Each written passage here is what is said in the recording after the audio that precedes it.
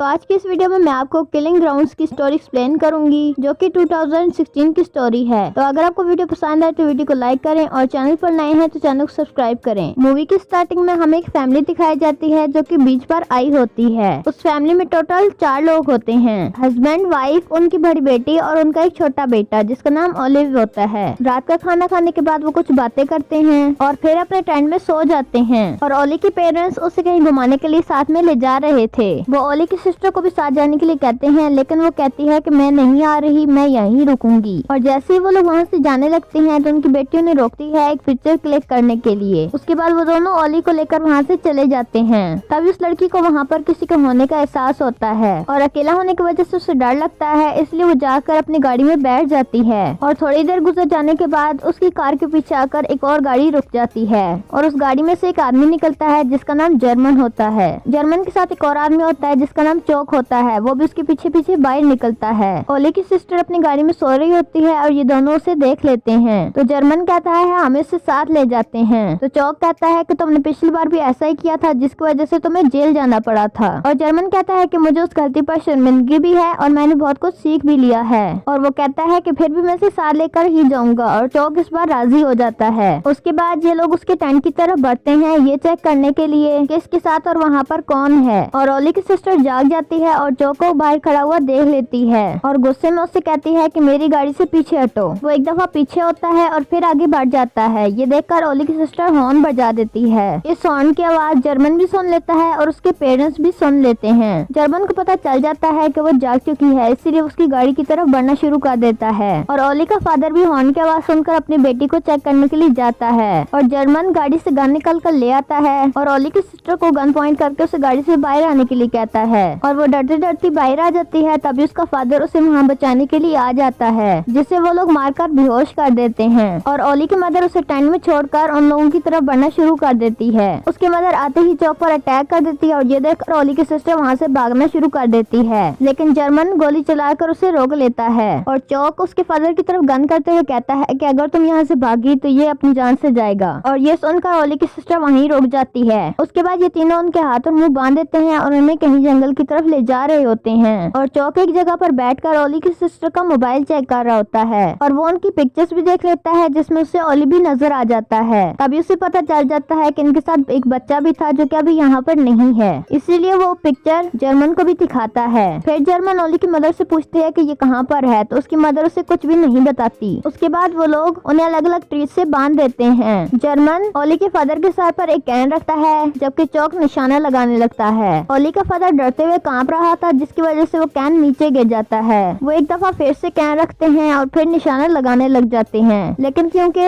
ओली के फादर को बहुत ही डर लग रहा था और वो कांप रहा था तो कैन दोबारा से गिर जाता है। लेकिन इस बार गुस्से में आने के बाद चौक उसके सर पर ही शूट कर देता है। फिर सेम ऐसा ही वो ओली के मदर के साथ भी करते हैं, लेकिन इस बार जर्मन शूट कर रहा होता है और एंड में वो ओली की मदर को भी शूट कर देता है। लेकिन वहाँ से जाते हुए वो ओली की सिस्टर को भी शूट करके मार देते हैं। उसके बाद वो ओली को लेने टेंट में आते हैं, लेकिन ओली रोते रोते जंगल में कहीं चला गया था। इस वाकये के 3 दिन के बाद वहाँ पर एक कपल आता है। वो लोग देखते हैं कि ये बहुत ही खूबसूरत जगह है और वो उस फैमिली के टेंट से थोड़ा ही दूर थे और उसके बाद वो अपना टेंट भी लगा लेते हैं। उन दोनों की अभी अभी शादी हुई थी जिसकी वजह से वो टाइम स्पेंड करने के लिए वहाँ पर आए थे। और उनमें से लड़की का नाम सैम होता है। सैम अकेली बैठी होती है, तभी उसकी नजर दूसरे के टेंट पर जाती है। तभी वो सोचती है कि शायद यहाँ पर भी एक फैमिली है जो कि थोड़ी देर तक आ जाएगी, लेकिन उसे असल में ये बात पता नहीं थी कि पूरी फैमिली मारी जा चुकी है। सैम का हस्बैंड आग जलाने के लिए लकड़ियां ढूंढ रहा था, तभी उसे वहाँ पर एक छोटे बच्चे की कैप नजर आती है और रात में वो लोग आग जला लेते हैं और बातें करने लग जाते हैं। अगले दिन जब सैम की आंख खुलती है तो वो दोबारा से उन लोगों के टेंट की तरफ देखती है और वो सो रही थी कि शायद यहाँ पर जो फैमिली रहती है वह वापस आ चुकी होगी, इसलिए वो चेक करने के लिए वहाँ जाती है और साथ अपने हस्बैंड को भी लेकर जाती है। और जब वो अंदर देखती है तो कहती है कि शायद यहाँ कुछ न कुछ जरूर हुआ है, क्योंकि उनके टेंट का सारा सामान यहाँ वहाँ बिखरा हुआ था। और ये सब बातें वो पुलिस को बताने का डिसाइड करते हैं, लेकिन उनकी गाड़ी का टायर पंचर हो जाता है और सैम का हस्बैंड वो टायर चेंज करने लग जाता है। लेकिन तभी उसे सैम की चलाने की आवाजें आती हैं, जिसे सुनकर वो सैम की तरफ भागता है। सैम उसे जमीन पर पड़ा हुआ ओली दिखाती है जिसकी बहुत बुरी हालत हुई होती है। सैम का हस्बैंड चेक करता है तो उसे पता चलता है कि ओली अभी जिंदा है। वो लोग ओली को उठा लेते हैं और वहाँ से जाने लग जाते हैं और फिर वो डिसाइड करते हैं कि वो इस बच्चे के पेरेंट्स को भी ढूंढेंगे। अभी वो लोग जानने ही वाले होते हैं कि वहाँ पर चौक आ जाता है और वो चौक को भी ओली दिखाते हैं। वो चौक से हेल्प मांगते हैं ताकि जल्दी से जल्दी ओली को हॉस्पिटल लेकर जाया जा सके। और चौक उन्हें समझाता है कि तुम लोगों को टेंशन लेने की जरूरत नहीं है, इसके पेरेंट्स आसपास ही होंगे और ऐसा भी हो सकता है कि शायद वो किसी मुश्किल में फंसे हों और हम जल्दी उन्हें ढूंढ लेंगे। सैम का हस्बैंड कहता है कि अगर वो लोग मुश्किल में होंगे तो हमें उनकी हेल्प करनी चाहिए। चौक अपनी गाड़ी में से गन ले लेता है और फिर वो दोनों ओली के पेरेंट्स को ढूंढने के लिए वहाँ से चले जाते हैं। अब ओली का ख्याल रखने के लिए सैम पीछे अकेली रह गई थी तो वो गाड़ी में जाकर बैठ जाती है जहाँ उसे एक नाइफ मिलती है। वो देखती है कि वो छोटा बच्चा अपनी गाड़ी में बहुत आराम से सोया हुआ है। फिर हमें दिखाया जाता है कि चौक सैम के हस्बैंड को उस जगह पर ले आया था जहाँ पर उन्होंने मिलकर उस फैमिली को कत्ल किया था। तभी चौक देखता है कि वहाँ पर ओली की मदर की बॉडी नहीं है। वो बहुत टेंशन में आ जाता है क्योंकि उसे पता चल गया था कि अगर उसकी बॉडी यहाँ पर नहीं है तो इसका मतलब ये हुआ कि वो जिंदा है। सैम का हस्बैंड चौक को वहाँ से जल्दी से चलने के लिए कहता है ताकि वो पुलिस को बता सके, जिस पर चौक कहता है कि ओली की मदर जिंदा है और हमें उसे ढूंढना चाहिए। फिर वो दोनों ओली की मदर को ढूंढने लग जाते हैं और उन्हें ओली की मदर मिल भी जाती है और सैम का हस्बैंड ओली की मदर की ऐसी हालत देखकर उसके पास जाता है जिसकी अभी थोड़ी बहुत सांसें बाकी थी, लेकिन चौक ओली की मदर को शूट करके मार देता है। ये देखकर सैम का हस्बैंड बहुत डर जाता है, जिस पर चौक कहता है कि तुम तो डर गए हो, मैंने तो तुम्हें बहुत बहादुर समझा था। तो सैम का हस्बैंड कहता है कि क्या तुम मुझे भी शूट करके मार दोगे? तो चौक कहता है कि नहीं, बिल्कुल भी नहीं, मैं तुम्हें इतनी आसान मौत नहीं दूंगा बल्कि तुम्हें टरपा टरपा कर मारूंगा। ये बात सुनकर सैम का हस्बैंड और भी ज्यादा डर जाता है। चौक सैम के हस्बैंड को कहता है कि उठो और जल्दी चलो। तो सैम का हस्बैंड चौक को पुश करके वहाँ से भाग जाता है तो चौक भी उसके पीछे पीछे भागता है और दूसरी तरफ जर्मन सैम के पास आ जाता है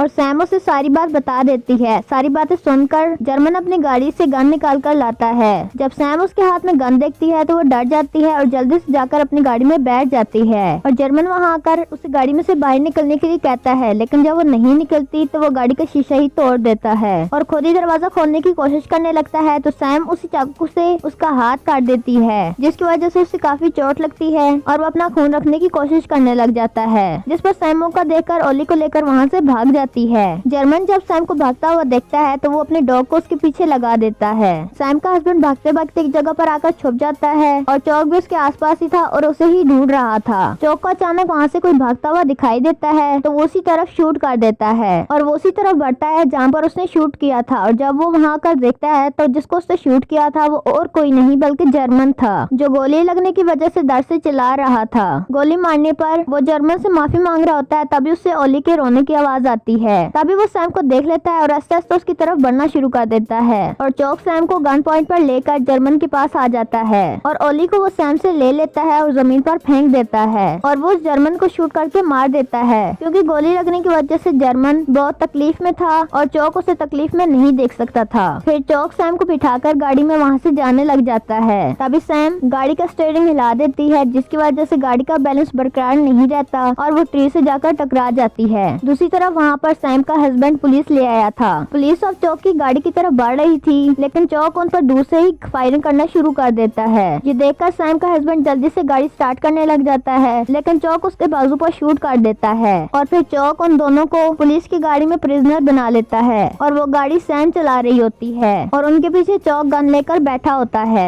चौक अब वहाँ से निकलना चाहता था लेकिन सैम तेज स्पीड में गाड़ी चलाकर उसे उलटने की कोशिश करती है जिससे गाड़ी पलटने के बाद दोबारा से सीधी हो जाती है जिसकी वजह से वो तीनों ही जख्मी हो जाते हैं और इन लोगों में सबसे पहले चौक बाहर आता है जो कि काफी इंजर्ड हो गया था। उसके बाद सैम गाड़ी से बाहर आती है और वो एक पत्थर से चौक के सर को क्रश कर देती है और फिर जब सैम की आंख खुलती है तो वो देखती है कि वो एक हॉस्पिटल में है। उसके बाद वो अपने हस्बैंड के पास जाती है जो कि बच गया था और वो भी हॉस्पिटल में ही था लेकिन वो काफी जख्मी था। फिर वो ओली के बारे में सोचती है जो कि बच गया था और उसे जर्मन के दोस्त ने बचाया था और वो सोचती है कि वो इस बच्चे को अडॉप्ट कर लेगी और इसी के साथ इस मूवी का एंड होता है। तो अगर आप इस तरह की और वीडियो देखना चाहते हैं तो स्क्रीन पर क्लिक करें। अगर आपको वीडियो पसंद आए तो वीडियो को लाइक करें और चैनल पर नए हैं तो चैनल को सब्सक्राइब करें। तो मिलते हैं एक और वीडियो के साथ, तब तक के लिए खुदा हाफिज।